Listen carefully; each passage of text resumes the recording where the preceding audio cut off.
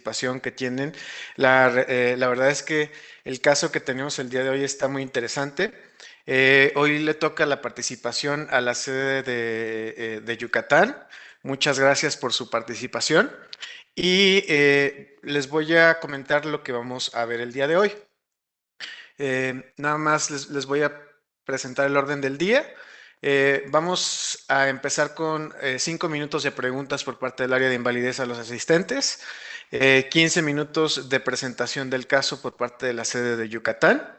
De ahí, ustedes como participantes van a tener 5 minutos de preguntas a los ponentes, 15 minutos de análisis del caso por parte de la sede de Yucatán, 5 minutos de preguntas por parte del área de invalidez a todos y vamos a cerrar con algunas conclusiones del caso por parte del área.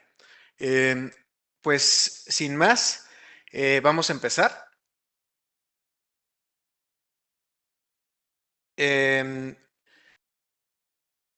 Por favor, para la sede de Torreón, ¿podrían, por favor, decirnos qué consideran las escalas de Ekog y Karnofsky?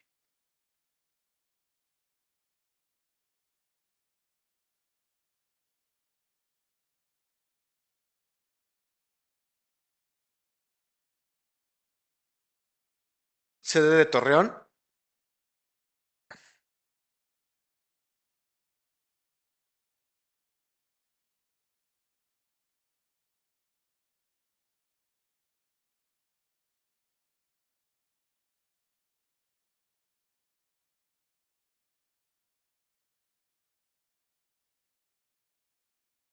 Sede Torreón dice que no tienen micrófono. Ok. ¿Podrían, por favor, escribirlo en el chat?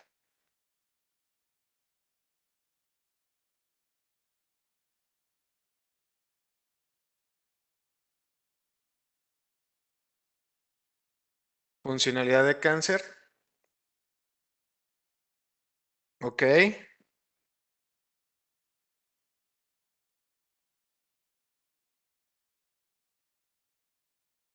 Pues bueno, las escalas de Koch y Karnofsky son escalas que se utilizan específicamente para cáncer, como lo menciona la sede de Torreón, y evalúa diferentes dimensiones de un individuo, como el nivel de actividad que tiene, capacidad para el trabajo, el nivel de cuidados requeridos, gravedad y presión de la enfermedad y necesidades de hospitalización. Por otra parte, el ECOG considera esencialmente dos elementos para la capacidad de deambular y la necesidad de cuidados. Estas son dos escalas que se consideran y que deben de colocarse en los dictámenes de invalidez y que cuando ustedes coloquen en su exploración física, pues debe de venir acompañada de las escalas de Koch y Karnofsky en los casos de cáncer que valoremos y que elaboremos un dictamen de invalidez. Muchas gracias, sede de Torreón. La siguiente pregunta es, ¿qué herramientas se utilizan para el cálculo de porcentaje de pérdida de capacidad para el trabajo? Para esta pregunta, le voy a pedir, por favor, al HGR1, que no veo de dónde es, si por favor nos puede contestar, ¿qué herramientas se utilizan para el cálculo de porcentaje de pérdida de capacidad para el trabajo?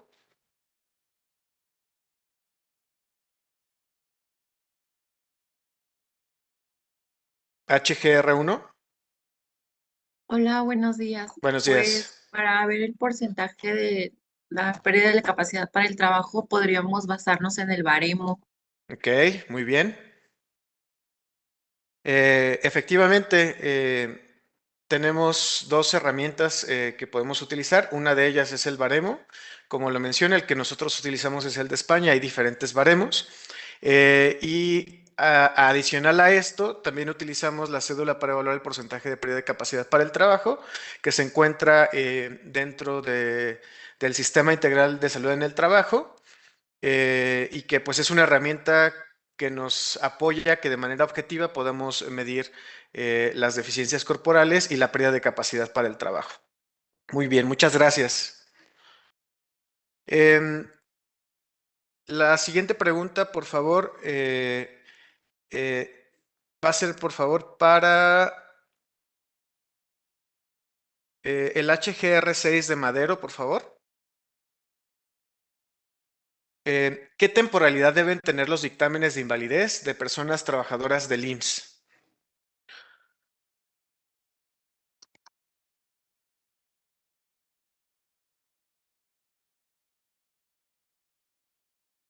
Temporal y permanente. Sí, es temporal. Bueno, aquí lo que vamos a ver es la temporalidad del dictamen de invalidez cuando se trata de un trabajador IMSS. No es una materia de señalamiento en el contrato colectivo. Por mucho tiempo se decía que, muchas gracias HGR6 de Madero, por mucho tiempo se decía que los dictámenes todos tenían que ser definitivos y no es así. Es decir, los dictámenes de invalidez pueden emitirse de forma temporal o definitiva, de acuerdo con el artículo 121 de la Ley de Seguro Social vigente. Muchas gracias.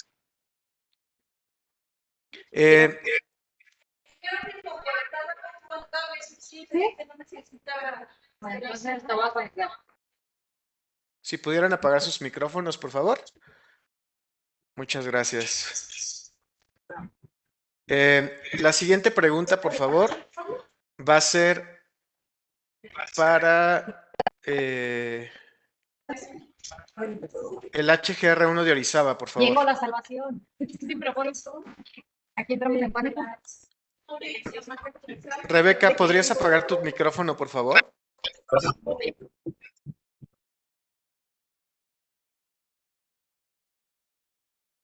Gracias. La siguiente pregunta, por favor, para el HGR1 de Orizaba. ¿Cuándo se debe emitir un dictamen temporal en un trabajador del IMSS?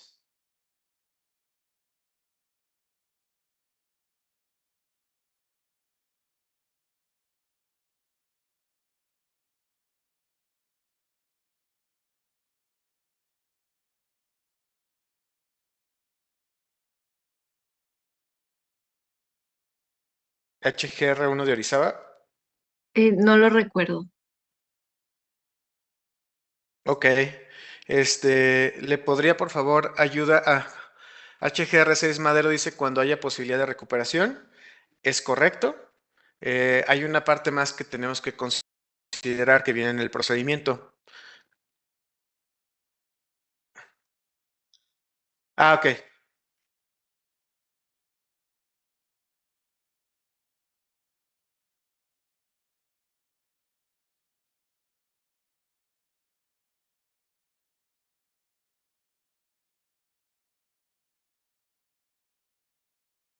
Esa cédula, exacto, sí viene en el procedimiento. Veo que Jalisco levantó la mano. Muchas gracias, Jalisco. ¿Pueden apoyar a complementar la respuesta? Hola, buenos días. Buenos días. Pues me parece que la pregunta va encaminada que se inicia la pensión en primero o 16 del mes, debido a que el contrato colectivo dice que se inicia en quincenas para que sigan la pensión. Esa es otra ¿Esa es la parte, pregunta? es otra parte importante a considerar. La realidad es que sí tenemos las respuestas por parte de las sedes. Lo que sí tenemos que hacer es el dictamen de invalidez con ST4 con carácter temporal en personas trabajadoras del IMSS debe emitirse solamente cuando exista posibilidad de recuperación para el trabajo. Así como lo menciona Orizaba, considerando la historia natural del padecimiento y la guía para el establecimiento de carácter de invalidez temporal o definitivo, que también se encuentra en el procedimiento y es a la que hacían referencia. En estos casos, la incapacidad temporal para el trabajo se tiene que continuar hasta el término de ley, 52 semanas más 26 semanas, y entonces se deberá proponer un proyecto de dictamen de invalidez ST4 temporal a partir del día siguiente al término de la incapacidad por el trabajo, que como mencionan, este tiene que coincidir con el inicio de una quincena. Es importante considerar que solo esto es para los dictámenes temporales. Si es un dictamen definitivo, no me tengo que esperar a irme a término de ley. Eso es algo también muy importante que debemos de considerar. Muchas gracias. Y pues ya para continuar con el caso, le vamos a ceder la pantalla a Yucatán para que puedan compartir pantalla. Y adelante, por favor, Yucatán. Muchas gracias. Un minuto.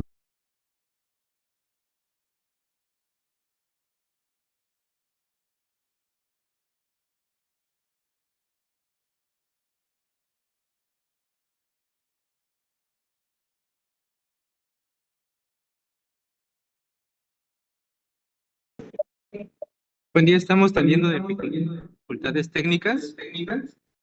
Estamos ya por presentar. Muchas gracias.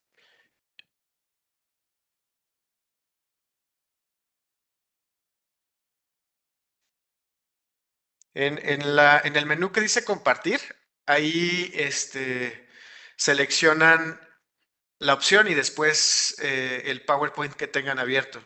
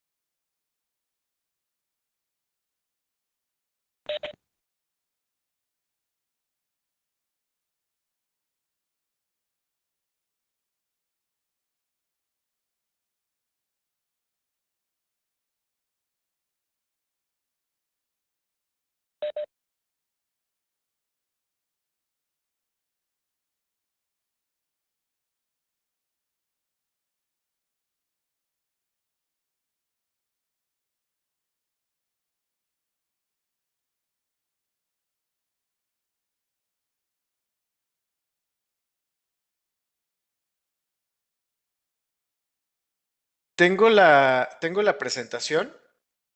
No sé si quieran que yo la comparta. Sí, por favor.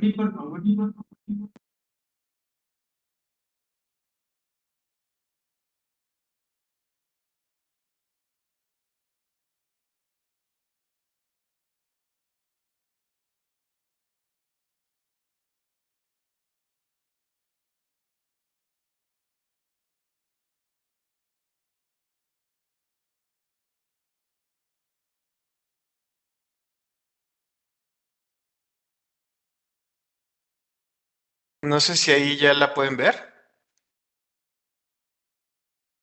Sí, ya la podemos ver.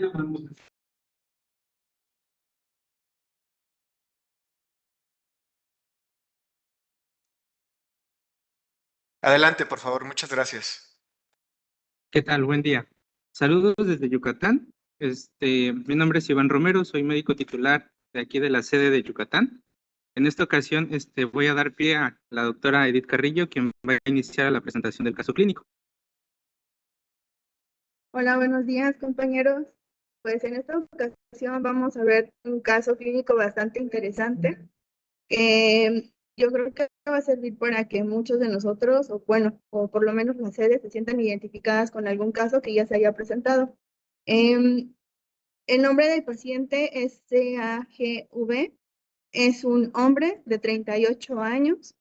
Su lugar de nacimiento es la Ciudad de México, fecha de nacimiento 5 de octubre de 1984 y lugar de residencia Mérida, Yucatán. Estado civil soltero, de religión católica y tiene una escolaridad, una maestría en administración de instituciones y centros hospitalarios y con una incapacidad temporal para el trabajo de 288 días.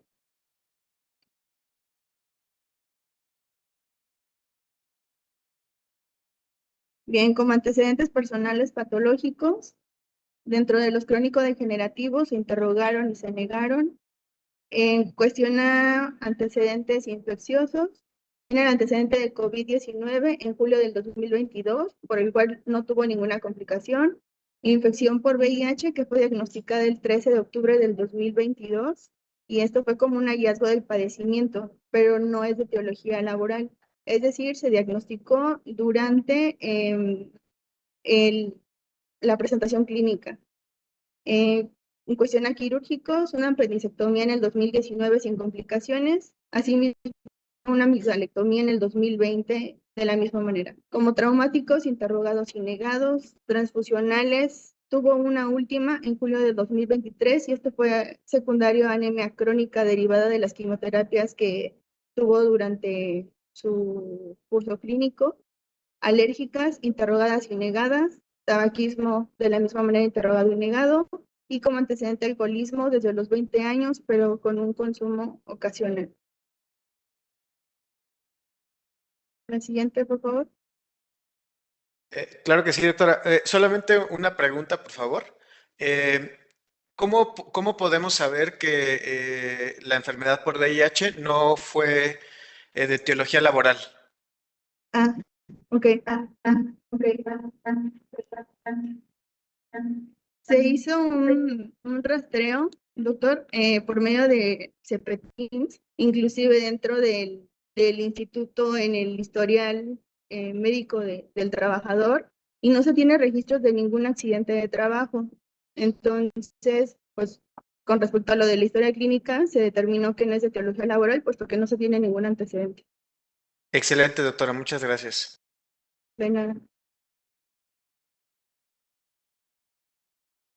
Bien, como antecedentes laborales, es trabajador del Instituto Mexicano del Seguro Social, con una antigüedad en la empresa de 13 años, desempeñando el puesto de coordinador clínico de medicina interna, y esto durante 3 años, con una jornada laboral de lunes a viernes de 8 a 4 de la tarde, con oportunidad de horas extra hasta las 11 de la noche, descansando sábado y domingo.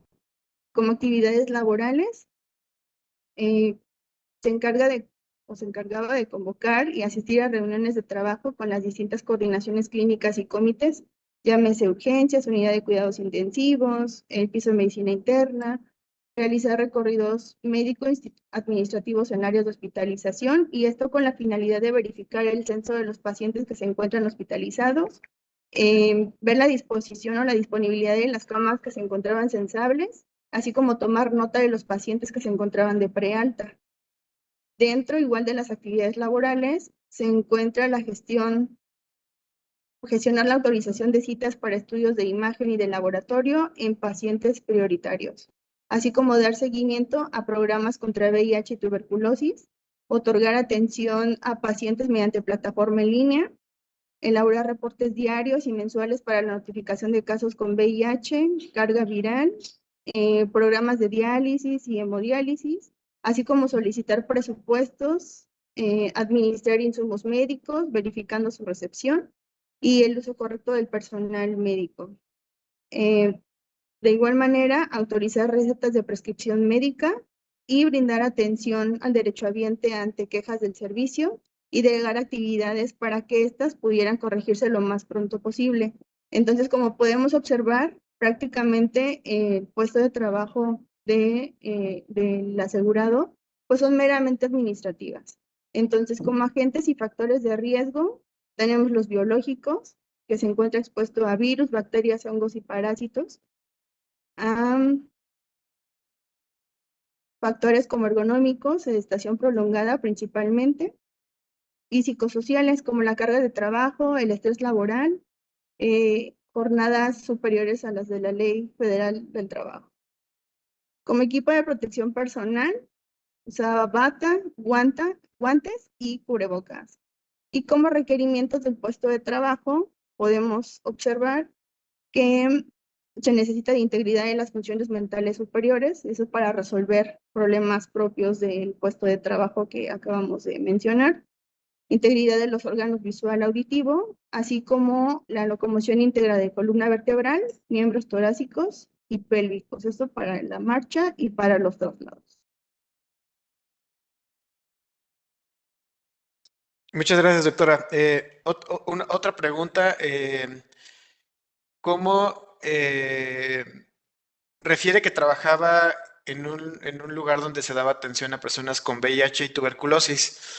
En muchas de estas unidades, sobre todo en los OATS, hay unidades en las que el personal de enfermería pues no toma las muestras, por ejemplo, y la persona esta pues tiene 13 años de antigüedad, ¿no?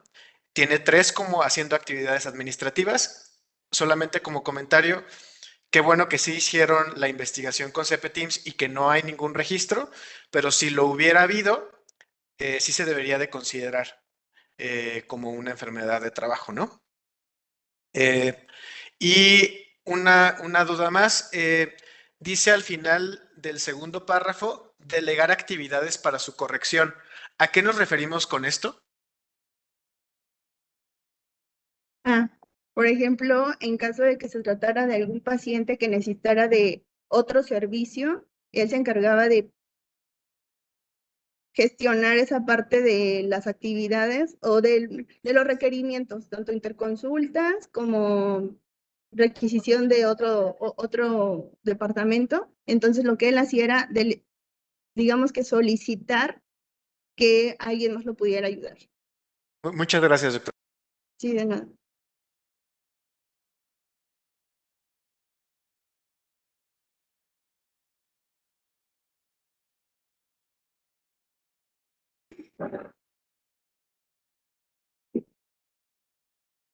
Buenos días a todos.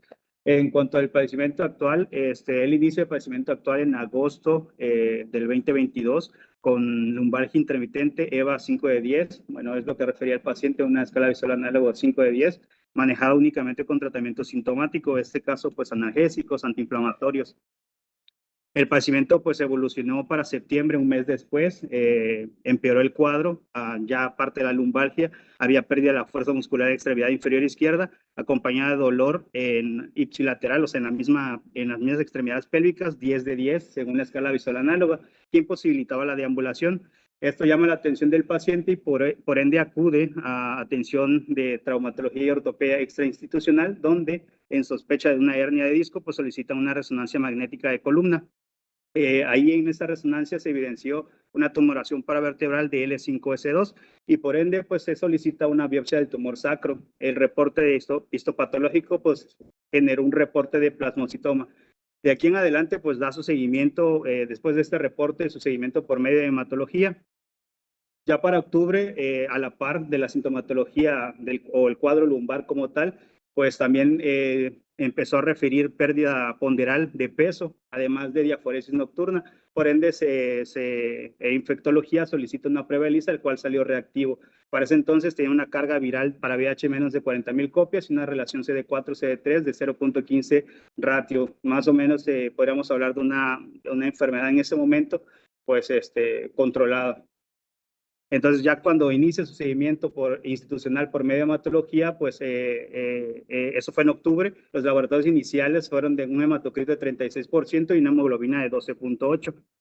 Ya después de este reporte o de esta resonancia y el reporte histopatológico, el 11 de octubre del 2022 le realizan una tomografía axial computarizada simple y contrastada de cráneo, tórax y abdomen, en donde se evidenció lesiones tumorales de tejidos blandos con lesión lítica a nivel de hueso occipital derecho, actividad tumoral a nivel de pulmones, glándulas suprarrenales y ganglios linfáticos.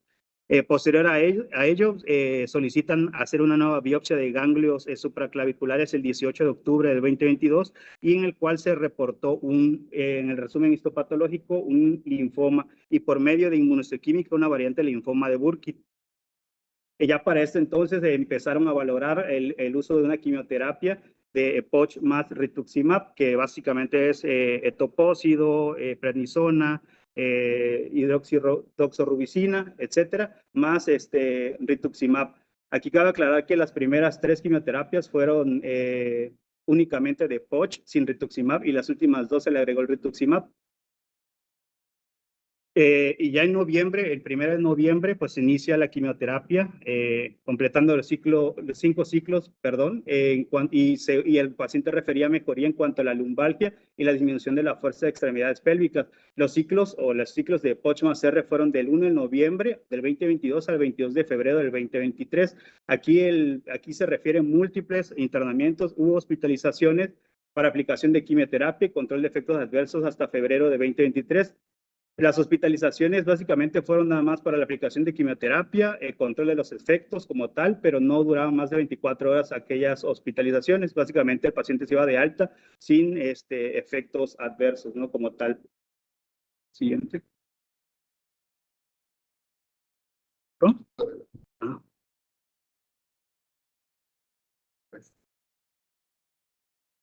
Siguiente, por favor. Siguiente, por favor.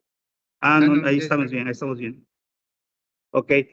Ya para el 22 de febrero del 2023 recibe su último ciclo de POCH+R y le dan nueva cita en marzo de 2023 para continuar su quimioterapia. También es de comentar el hecho de que la quimioterapia no estaba nada más dado a 5 ciclos, simplemente el paciente cuando llegó a su aplicación del 6º ciclo, que fue en marzo, el 29 de marzo de 2023, presenta un cuadro febril por el cual pues obviamente se detiene la aplicación de la quimioterapia y hematología decide realizar un hemocultivo y un urocultivo en donde se evidenció la colonización bacteriana de catéter puerto. Ahí bajo manejo multidisciplinario infectología, al tener ese cuadro febril y al haber una infección en el catéter puerto, decide agregar vancomicina 1 gramo, dosis única. Fue programado el 30 de marzo del 2023 para el retiro de catéter puerto y el 31 de marzo del 2023 hematología solicita una nueva tomografía axial computarizada simple y contrastada de cuello, tórax y abdomen, en la cual pues obviamente todas las actividades tumorales no había ningún cambio respecto al estudio previo, o sea, estaba similar la tomografía al estudio, a la tomografía previa que estuvo de inicio, ¿no? Y en abril, ya después de estos estudios, de este seguimiento, como sabemos, todos los pacientes que reciben quimioterapia, pues obviamente tienen que haber un seguimiento, aplican un seguimiento NADIR para ver si hay actividades tumorales, si hay crecimiento tumoral.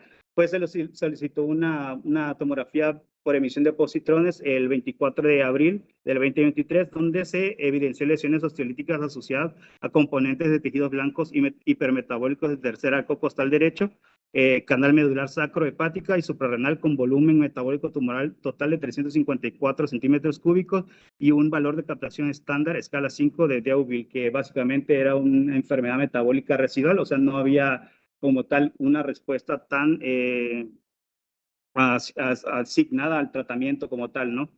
El 28 de abril de 2023 se le solicita una nueva biopsia pensando en un tumor nuevo primario, no secundario, sino primario a otro tumor primario de linfoma. Se le solicita una nueva biopsia y en mayo, 4 de mayo de 2023, se le realiza una biopsia a cielo abierto de ganglios costales y en el cual se evidenció el linfoma de alto grado inmunofenotipo B asociado con cambios post-tratamiento con una respuesta parcial de 40.9% de necrosis.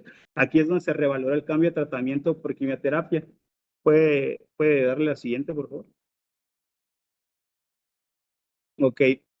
Después de este seguimiento, después de todos los estudios, el 14 de junio, el hematología lo diagnosticó como un tumor refractario al tratamiento con quimioterapia. Por ende, solicitan el cambio de quimioterapia de segunda línea con hiper-CBAD, que es básicamente el cambio del corticoides, la prednisona por dexametasona, y en 2 esquemas A y B, ¿no? Que se le aplicaba o se podía cambiar por metotrexato. El paciente nada más inició el hiper-CBAD, la clase A, no pudo porque nada más recibió una quimioterapia, no se pudo variar. Y pues se colocó también el catéter permanente para la aplicación de quimioterapia. Ya para julio, el 14 de julio de 2023, al continuar con linfoma refractario de primera y segunda línea, hematología inicia una tercera línea de tratamiento con R-Codox con intención de inducir respuesta que obviamente no había habido desde el inicio de las 2 líneas de tratamiento. Ya en agosto del 20.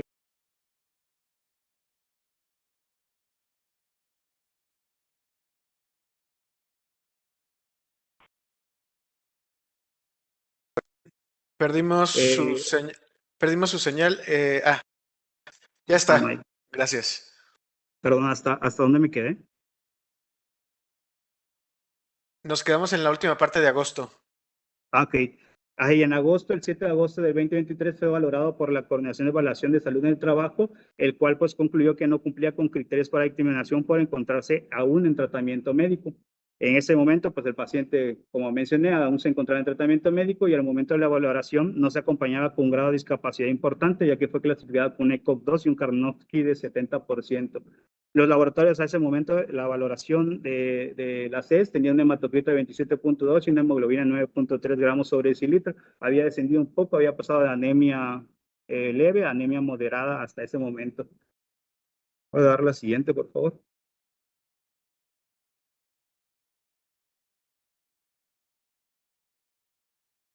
Muy bien. Cuando lo valoró la CES, pues ya el paciente llevaba cursando un año de evolución desde el inicio del padecimiento, desde agosto del 2022. Refería dolor persistente en cara posterior de tórax y parte lateral de extremidad pélvica izquierda, una escala visual análoga a 4 de 10, con predominio externo del pie ipsilateral, y pues él presentaba incontinencia urinaria de esfuerzo, debilidad y cansancio generalizado con sensación de fatiga tras caminar distancia aproximada de 300 metros en plano. Este dato clínico del cansancio, la fatiga, pues creemos que se debe al síndrome constitutivo como tal, puesto que tenía también un ecocardiograma en el cual pues no valoraba ni una afección ni a nivel de cámaras ni a nivel de válvulas cardíacas, por ende pues obviamente consideramos que esa parte se debía más que nada al síndrome constitutivo, la adinamia y todo el cansancio que él presentaba para caminar o deambular como tal. Una pregunta, doctor. Sí. La incontinencia urinaria, ¿por qué por qué consideran que la tiene? No sabemos como tal, no hay una valoración de urología como tal de esa incontinencia, pero pues básicamente no fue un hallazgo como tal, pero no hay como tal una evaluación de urología que especificara si había alguna patología a nivel vesical, ¿no? O a nivel del sistema nervioso central para, digamos que tener incontinencia. Básicamente la incontinencia urinaria de esfuerzo, igual epidemiológicamente, pues puede ser presentada por muchos pacientes, no precisa de una patología en específico, ¿no? Pero sí tenía una tumoración en A nivel de tórax. y tenía una tumoración en L5 que se extendía hasta S2, ¿no? Ah, sí. Ok. Pero no es valorable, digamos, que la incontinencia de esfuerzo secundario a la tumoración sería más por a inervación, ¿no? Sería un escape de orina sin realizar o sin ameritar esfuerzo. Ok.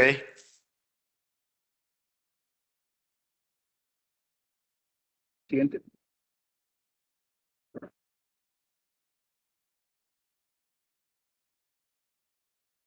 Bueno, vamos a continuar con la exploración física. Los signos vitales del asegurado son los siguientes: talla de 1.68 metros, un peso de 66.5 kilogramos, índice de masa corporal de 23.6 kilogramos sobre metro cuadrado, su frecuencia cardíaca de 70 latidos por minuto, frecuencia respiratoria de 16 respiraciones por minuto, su tensión arterial de 90 sobre 60 milímetros de mercurio y su temperatura de 36 grados centígrados.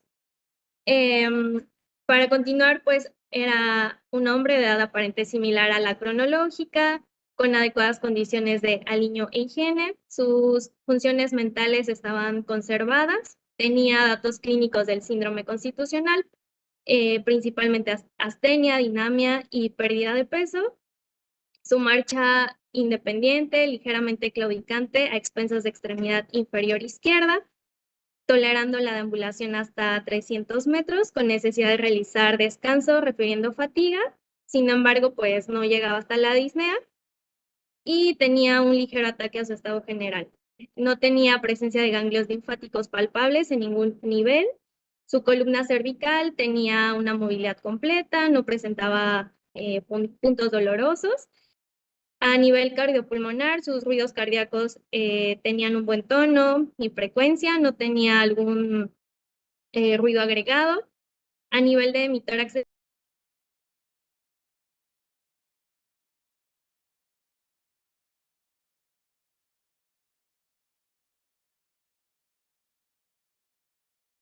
peritoneal. ¿Perdieron Y- otra vez la señal? Se quedaron en tórax. De acuerdo. Cardiopulmonar, ¿sí lo escucharon? ¿O es a partir de Sigue, tórax? desde cardiopulmonar está bien. Ah, de acuerdo. Sí, cardiopulmonar, sus ruidos cardíacos estaban presentes con un adecuado tono y frecuencia, no tenía agregados. Hemitórax derecho con lesión palpable de 15 centímetros de diámetro, que esta abarcaba de línea axilar posterior a línea axilar anterior. A nivel abdominal, su abdomen estaba blando, no presentaba datos de irritación peritoneal. Y respecto a extremidades superiores, estas estaban con atrofia muscular generalizada, movilidad completa indolora, sus arcos de movilidad completos, fuerza muscular 5 de 5, sensibilidad y reflejos conservados. Y con relación a las extremidades inferiores, también tenía atrofia muscular generalizada, arcos de movilidad completos, fuerza muscular 5 de 5 en extremidad derecha y 4 de 5 en extremidad inferior izquierda. Y por último, su sensibilidad y reflejos de ambas extremidades estaban conservadas. Sí, tengo otra pregunta, por favor. Refieren que cardiopulmonar sin agregados, pero tiene una masa, ¿cómo estaban los campos pulmonares? Pues es que la exploración física no mostraba algún dato Ok. patológico. Sí, Y la masa, sería importante considerar si era de bordes regulares, bordes lisos, eh, qué forma tenía. Todo eso es importante. Digo, me queda claro que ustedes no revisaron al paciente, pero sería algo sí, importante para considerar. de acuerdo. Y otra pregunta, la deambulación de hasta 300 metros, ¿por qué consideran que no la podía realizar? ¿Se cansaba? ¿Tenía fatiga Sí, respiratoria? Porque tiene una masa en pulmón, ¿no? Bueno, o en tórax. era principalmente por la fatiga, o sea, el paciente decía que se fatigaba, caminaba esa distancia y pedía como descanso, como para poder continuar. Ujú. Y la Y, y marcha. estaba, y Ajá, sí, estaba adelante. recién egresado de hospitalización por sus quimioterapias, entonces, pues también sabemos que posterior a pues al recibir una quimioterapia, pues los pacientes refieren pues fatiga, cansancio, principalmente era por eso la, lo de la marcha. Muchas gracias. ¿No? ¿De qué? La siguiente, por favor. La siguiente parte sería, ahora sí vamos a abrir la voz a los participantes. ¿Tienen alguna pregunta con relación al caso?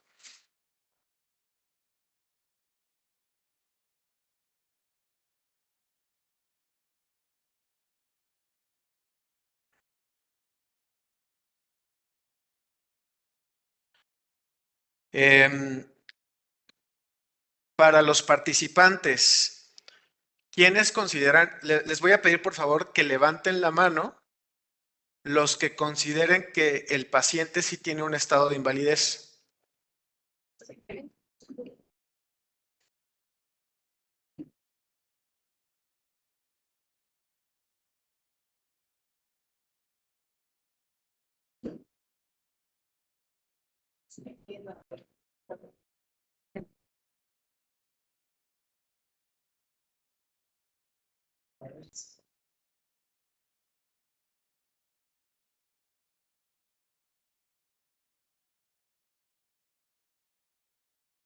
Ok, ya podemos bajar las manos. Doctora Ana, ¿sí se fijó cuántos son? Sí, doctor, son 8 personas que levantaron su mano. Ok. De las que consideran que no tiene un estado de invalidez, ¿pueden levantar la mano, por favor?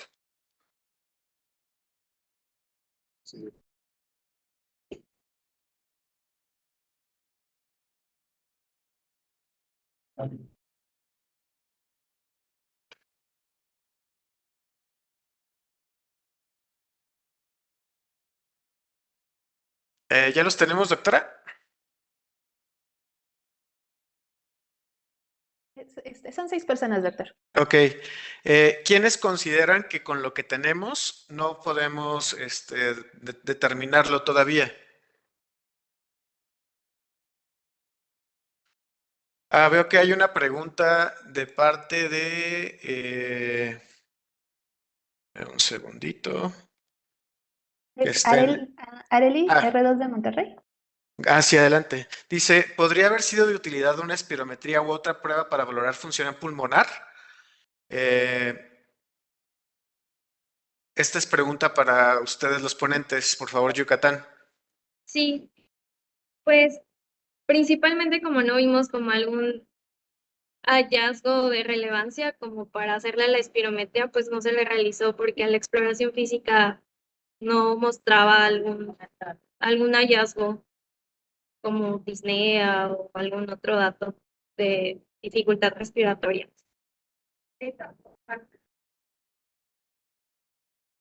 Y pues su sintomatología es principalmente por su tratamiento de quimioterapia. Gracias. Sí. ¿Alguien más tiene alguna pregunta?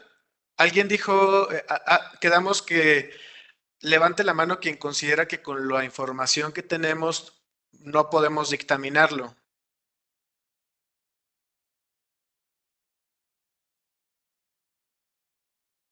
Ok. Hospital General Regional 6. ¿Nos podrían decir, por favor, qué es lo que hace falta para que pudieran dictaminar?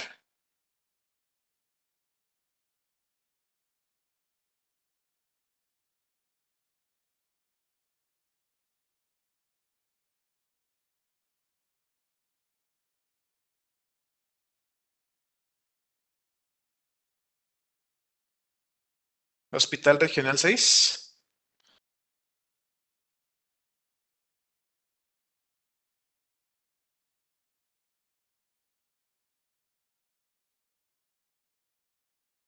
Pronóstico del médico tratante, opciones de tratamiento y nueva carga viral.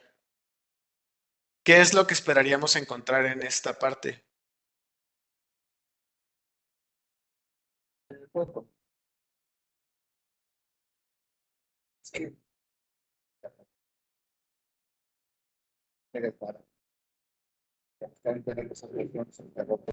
Esto es algo que se van a encontrar de forma frecuente.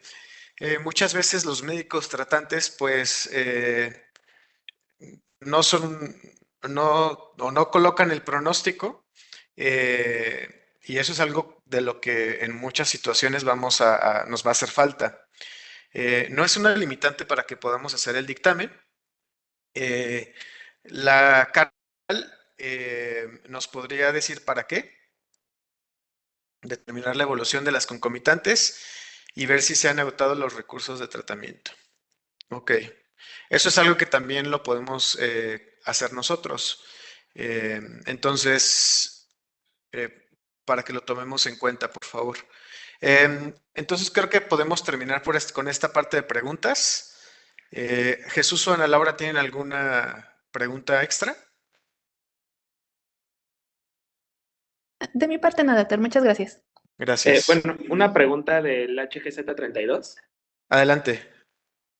Sí, justamente queremos saber, bueno, si se le valoró justo los efectos postquimioterapia, si todavía tenía opción a ciclos o si ya se había suspendido por parte del médico tratante. Y también queríamos saber, ahí nos confundimos o no nos quedó muy claro por qué se le dictaminó teniendo 288 días si todavía no llegaba a término de ley. Ahí solamente hago una mención que solamente si le vamos a hacer un dictamen temporal, eso no se les vaya a pasar, ¿sí?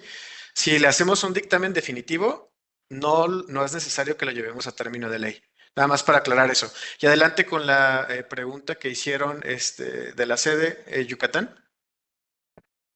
Sí, cuando llegó el paciente a la CES, el paciente aún se encontraba en tratamiento por parte de su tumoración, o sea, aún estaba en ciclos de quimioterapia.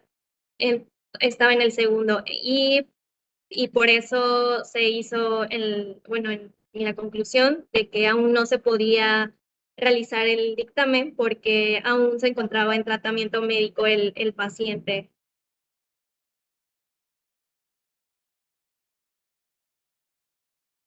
No sé si aclaré sus dudas. Sí, muchas gracias. Vale. Gracias. Si pueden continuar, por favor.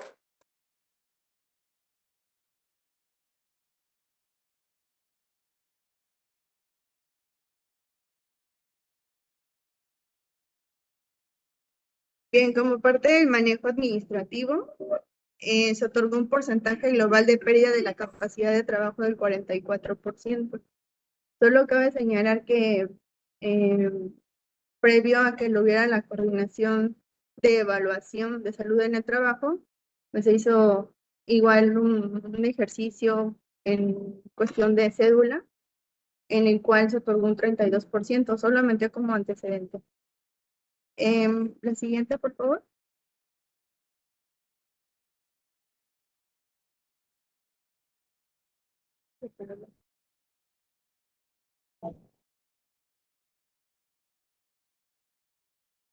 Bien, entonces el 44%, pues ahora vamos a explicar de dónde salió ese porcentaje.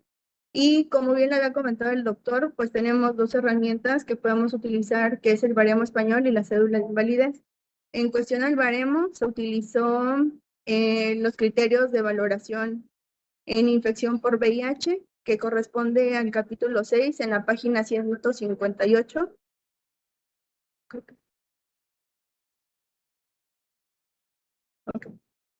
Otorgándole una clase 3 que corresponde a un 49%.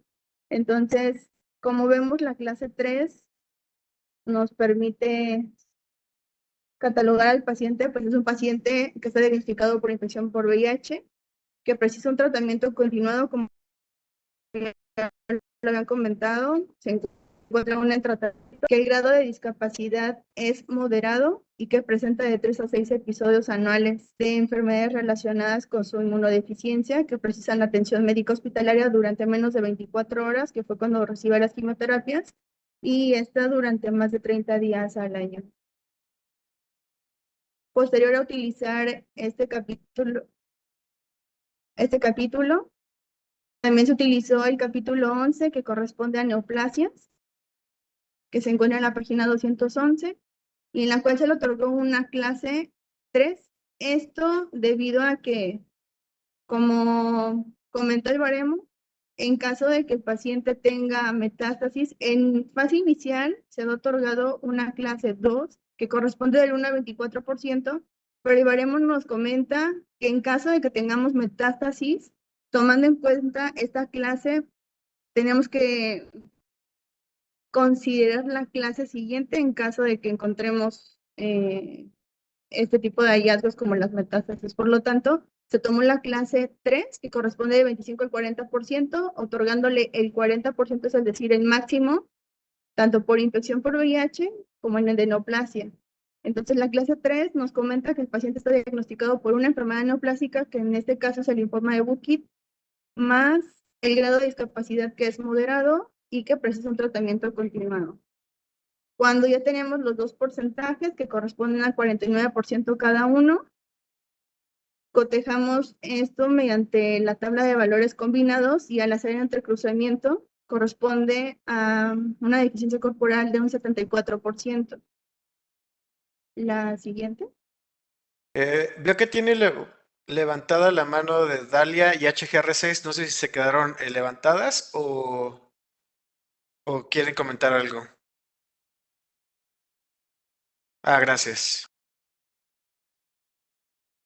Adelante, por favor. Sí, entonces, esta es la muestra de la cédula de invalidez, en la cual se coloca el diagnóstico con respecto al CIE-10, y haciendo énfasis tanto en el capítulo como en las páginas en donde se obtuvieron los porcentajes anteriores. Entonces, considerando que tenemos el 74% de la deficiencia corporal, mediante ya la valoración de la función general, los factores de contexto y la capacidad para el trabajo, se obtuvo un 44% del porcentaje global de pérdida de la capacidad del trabajo.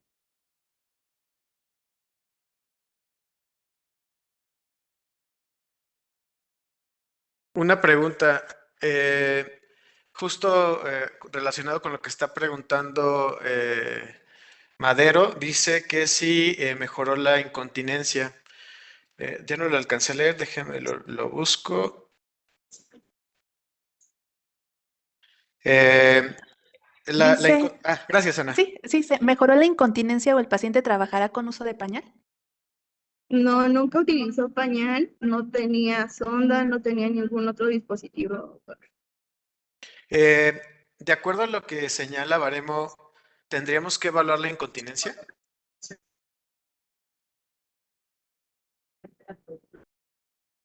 No, porque solamente era por esfuerzo.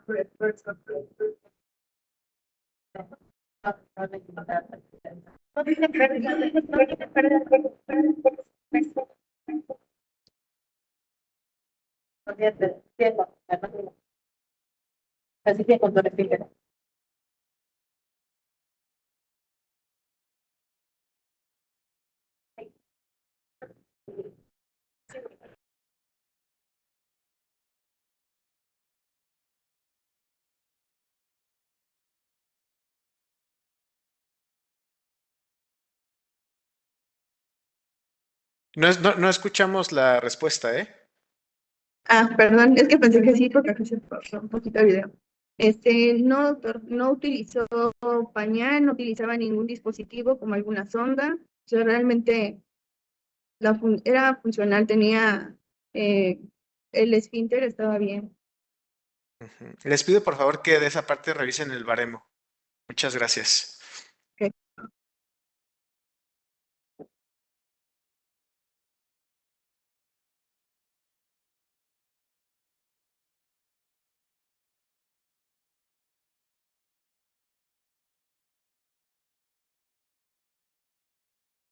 Y por último vamos al apartado de las conclusiones. Se determinó que aún el paciente, como lo mencionamos, se encontraba en tratamiento médico y no cumplía con los criterios para dictaminación en ese momento. Entonces, pues se iba a continuar con sus incapacidades temporales para el trabajo y con apego al reglamento de prestaciones médicas del IMSS, previa valoración por el médico tratante. Por lo tanto, no se elaboró el dictamen ST4. Se le dio a conocer al paciente que en caso de empeorar pues, su estado de salud, podría solicitar una nueva valoración por salud en el trabajo y las cédulas que se mostraron previamente, pues se elaboraron con fines académicos. La siguiente, por favor.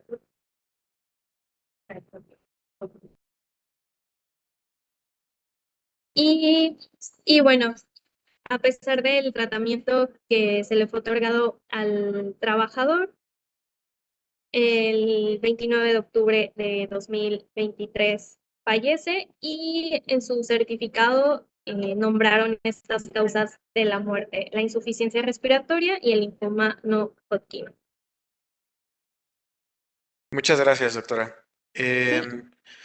Ya estamos sobre el tiempo. Voy a dejar de compartir para cerrar. Tenemos 3 minutos más. No sé si quieran agregar algo más, Yucatán, para que podamos cerrar con la presentación. Sí, en cuanto a lo que comentaban de la incontinencia urinaria, revisando el baremo, se menciona que únicamente la discapacidad a consecuencia de incontinencia urinaria parcial deberá ser valorada con un porcentaje de 20-24%, únicamente cuando sea preciso el uso continuo de pañales. Además, no tenemos evidencias ni estudios vesicales que digamos que identificaran algún daño a nivel neurológico, ni tampoco intrínseco a nivel anatómico, ¿no? O vesical. Muy bien.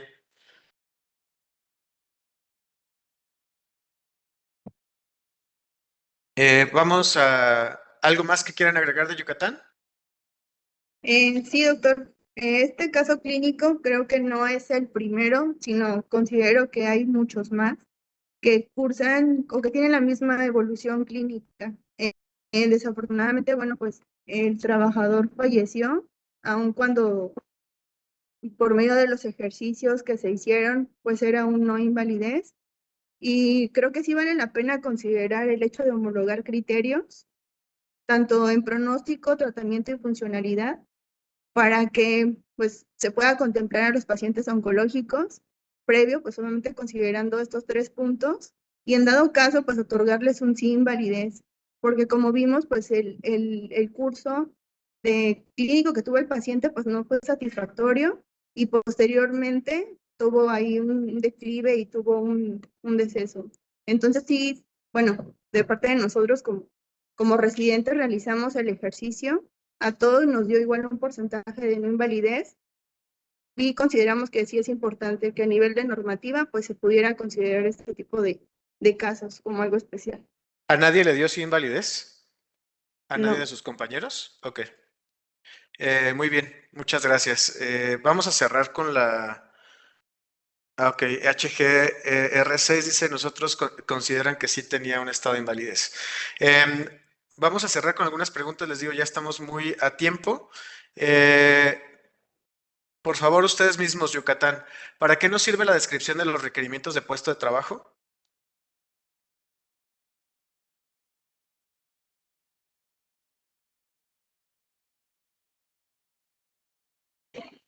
Pues como sabemos, el dictamen de invalidez, pues básicamente es para evaluar si la pérdida como tal de la capacidad para el trabajo de la persona, ¿no?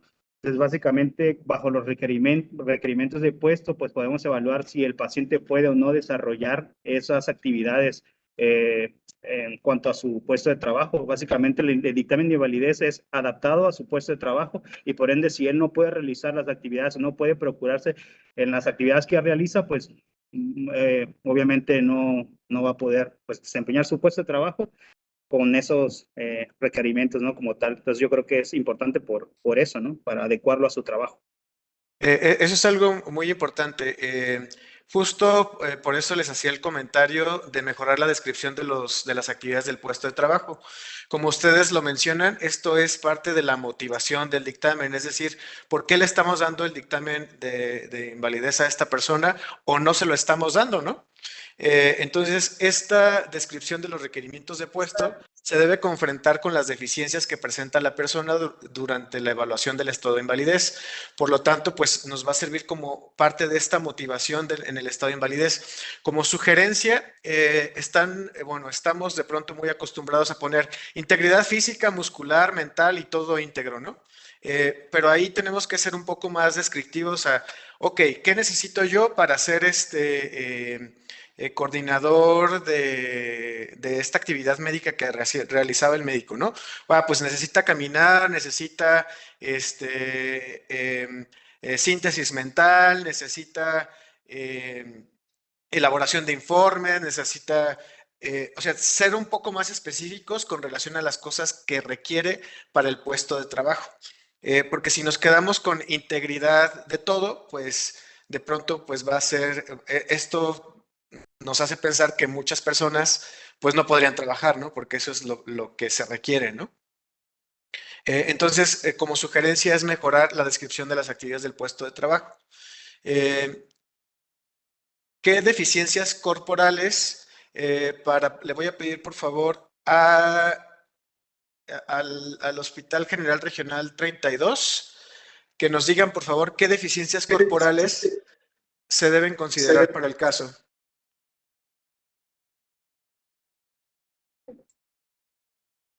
Consideramos las musculoesqueléticas, las funciones mentales superiores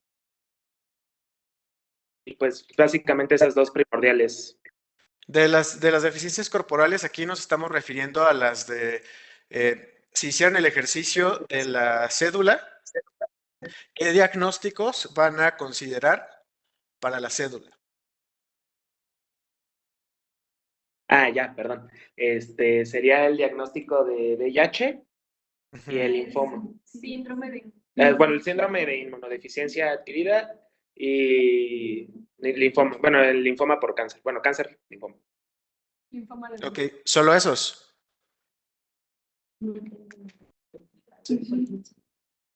Sí, sería solo eso, ya que no tenemos otros datos complementarios para sumar otros.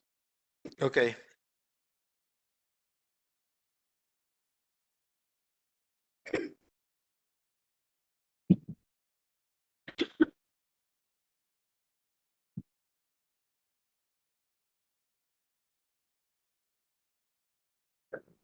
¿Ya no se escucha?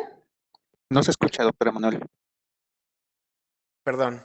Lo que les comentaba es que es muy importante que verifiquemos las normas de valoración de cada una de las discapacidades que evaluemos. Cada uno tiene una regla específica y es importante tomarla en cuenta.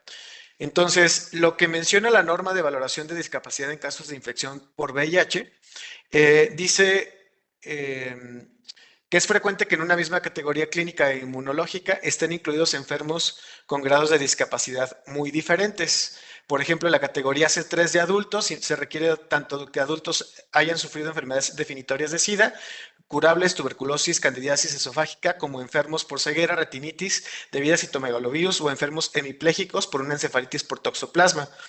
Por lo tanto, el grado de discapacidad incluido en toda clase en la infección por VIH es la atribuible a la enfermedad índice y dependerá de sus secuelas, si las hubiere, o de su cronicidad.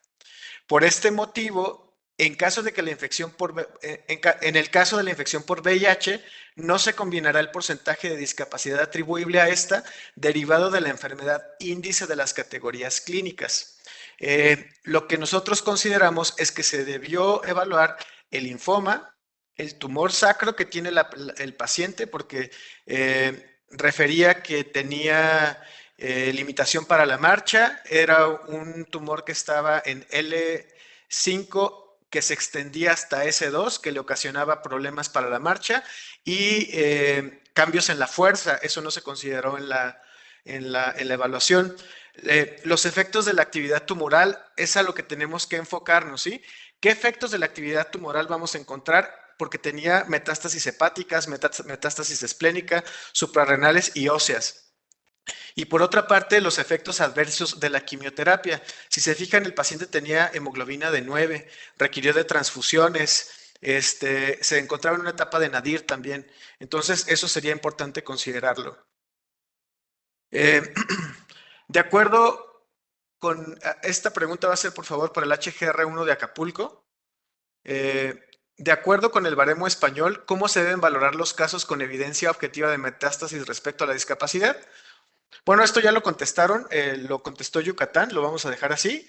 Justo como comentaba Yucatán, cuando un enfermo neoplásico existe evidencia objetiva de metástasis, deberá ser calificado con el porcentaje de discapacidad que corresponda a la clase inmediatamente superior a la que se encuentre según su situación clínica. Entonces, lo que tenemos que hacer es ubicar el caso en el que se encuentre discapacidad y a ese lo vamos a subir un nivel más, ¿no? Y por último, vamos a comentarles la opinión por parte del área de invalidez y beneficiario incapacitado respecto con el caso. Definitivamente consideramos que hay aspectos que deben mejorarse respecto a la descripción del caso. Por la naturaleza de la lesión se requiere mejorar la descripción del padecimiento, haciendo hincapié a que no se trata de un riesgo de trabajo, como les comentaba. Creo que lo manejaron bien al respecto de decir, pues es que no encontramos en el historial ninguna parte en donde dijera que tuvo alguna punción o algo, pero sí es importante tomarlo en cuenta, sobre todo porque pues es una persona que trabajaba en contacto estrecho, ¿no? Entonces, nuestro interrogatorio debe de ir dirigido ok, a lo mejor ahorita no lo hace, a lo mejor ahorita no toma muestras específicas o no hace procedimientos, pero probablemente antes sí lo hacía. Y es muy común que de pronto pues EPETIMS no tenga los registros porque pues luego el trabajador no los lleva, pero nuestro mismo interrogatorio pues debe de enfocarnos a dirigirlo a eso, ya que digamos, ok, tuvo algún problema, tuvo algún accidente de trabajo por una punción, por una salpicadura, qué sé yo, y si quedó registrada o no, eso es una parte muy importante. Como les comentaba, se requiere mejorar la descripción de los requerimientos de puesto, porque esto lo que nos va a dar va a ser esa motivación del por qué estamos fundamentando un dictamen de invalidez, como sí o no. Consideramos que falta completar la exploración física, como les decía, cómo está la marcha, la masa, cómo están los bordes, ¿no? Campos pulmonares con una masa de esa forma, ¿no? Y que la causa de defunción haya sido también respiratoria, nos llama la atención como que probablemente había algo pulmonar, ¿no? Y de pronto pues tendemos a decir, ay, cardiopulmonar sin compromiso y pues ahí tengo una masa, ¿no? Se identifican los siguientes aspectos relevantes del caso, ¿no? Entonces, tiene un síndrome constitucional, tiene astenia, tiene anorexia, tiene pérdida de peso, tiene extremidades superiores e inferiores con atrofia, la cual no está estadificada, ¿no? Creo que eso es como uno de los temas importantes a tomar en cuenta.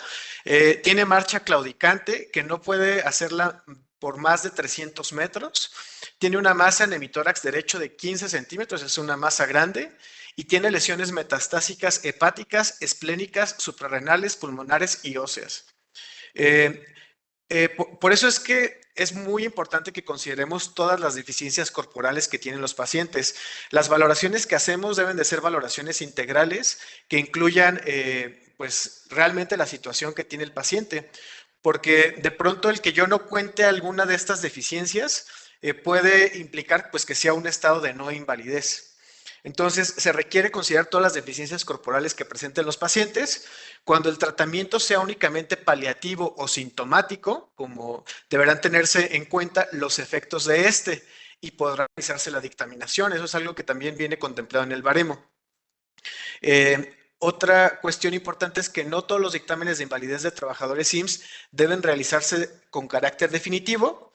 Y un punto más a agregar es que justo como comentaban ustedes, el pronóstico de muchas neoplasias es grave y con un pronóstico a mediano o largo plazo, pero no necesariamente se acompañan de un grado de discapacidad importante en el momento de valoración.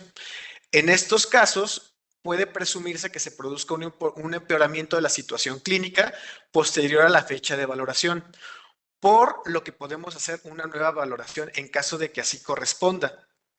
Entonces, es cierto lo que comentan, de pronto podemos tener un paciente que tiene metástasis y que probablemente en el momento en el que lo valoro no se ve o no tiene tantas deficiencias corporales, pero aquí es muy importante primero tomar en cuenta todos los diagnósticos que tiene el paciente y todas las deficiencias corporales.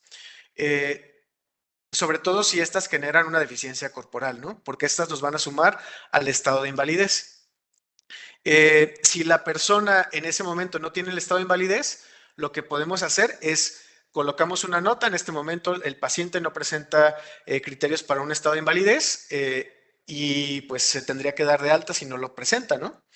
Si el paciente presenta un estado de invalidez, entonces podemos hacer el dictamen como corresponda. Y prácticamente eso sería todo por nuestra parte. No sé si ya nos pasamos del tiempo, pero podemos dar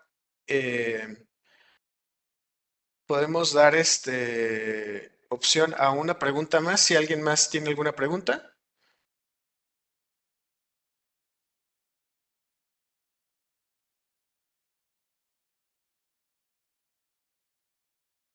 Excelente, pues en caso de que no tengamos preguntas, pues muchas gracias a la sede que presentó hoy el caso. La verdad es que es un caso complicado. Veo que sí leyeron el caso. Muchas gracias por la comunicación que tuvieron. Y muchas gracias a los participantes. Que tengan un excelente día en este día de la medicina del trabajo.